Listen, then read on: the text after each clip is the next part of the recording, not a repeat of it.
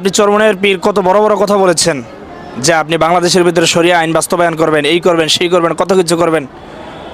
মানুষ যে বলে না মুরিদ আছে ভোট নাই, যার নাম চরমনাই, একেবারে প্রমাণ পেয়েছে এখন।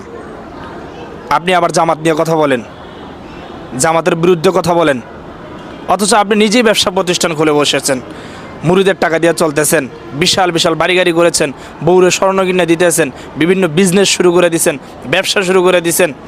আর আপনি এদিক দা শরিয়া আইন বাস্তবায়ন করবেন। মুরিদদেরকে বোকা পাইছেন তো নাকি? এখন আর বোকাশোকা মানুষ নাই। সুতরাং ভালো হয়ে যান, ভালো হয়ে যান, এখনও ভালো হওয়ার সময় আছে। জামাতের পিছনে লাইগা থেকে কোনো লাভ নেই। জামাতের পিছনে না লাইগা নিজেকে নিজে সংশোধন করেন।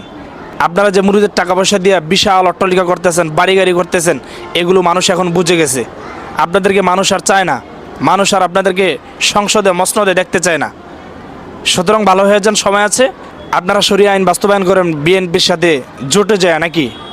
শুনলাম যে ওই কোথায় যেন বিএনপির সাথে আপনারা জোটে গিয়েছেন, জোটে গিয়ে তারপরে আপনারা তারপরেই পান নাই। লজ্জা করেন আপনাদের যে 300 আসনে আপনারা প্রার্থী দিয়েছেন, অথচ একটা আসন পেয়েছেন মাত্র। লজ্জা থাকা দরকার। এতেই বুঝে গেছে যে আপনাদেরকে মানুষ মসনদে দেখতে চায় না। থামেন থামেন, আপনারা ভেবেছেন যে কথাগুলো আমার থেকে বলছি? না, এ কথাগুলো বলছি এখন স্ক্রিনে যার ছবিটা দেওয়া আছে সে এই কথাগুলো বলেছে। আমি তো খুব সুন্দর করে বলেছি, সে আরও অকাঠ্য ভাষায় গালিগালাজ করেছে, গালিগালাজ করে বলেছে। এখন আমার প্রশ্ন হলো, আপনারা ভিডিওটি দেখবেন, সামনে ফুল ভিডিওটি সম্পূর্ণ দেখেন, দেখলে অনেক কিছু বুঝে যাবেন। আমার প্রশ্ন হইল যে বিএনপি যে সেকুলার, বিএনপিকে সে বলেছে সেকুলার। আপনি যদি চরমনাইকে নিয়ে কথা বলেন যে চরমনাই বুঝলো কেমনে, তারা কি, তাদের মনের ভিতরে কি আছে, তাহলে আমি যদি আপনাকে প্রশ্ন করি যে বিএনপি যে সেকুলার, বিএনপি যে নাস্তিক, এটা আপনি বুঝলেন কিভাবে? যাই হোক, আপনারা ভিডিওটি স্কিপ না করে সম্পূর্ণ ভিডিওটি দেখতে থাকুন, দেখলে অনেক কিছু ক্লিয়ার হয়ে যাবে।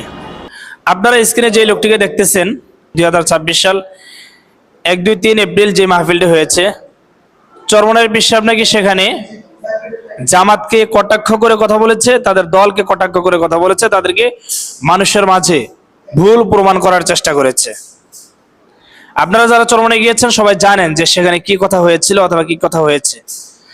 এই লোকটা এই কথাকে ইস্যু করে চরমনাই পীর সাহেব এবং কি ইসলামী আন্দোলন দলকে প্রচন্ডভাবে মানুষের সামনে প্রশ্নের সম্মুখীন করেছেন এবং কি তাদেরকে ছোট করে কথা বলেছেন, কুরুচিপূর্ণ ভাষায় কথা বলেছেন যে চরমনাই ধোঁকাবাজ, মানুষ তাদেরকে চিনেছে, আর কখনো তাদেরকে সাপোর্ট করবে না, আর কখনো তাদেরকে মানুষ কাছে টেনে নেবে না।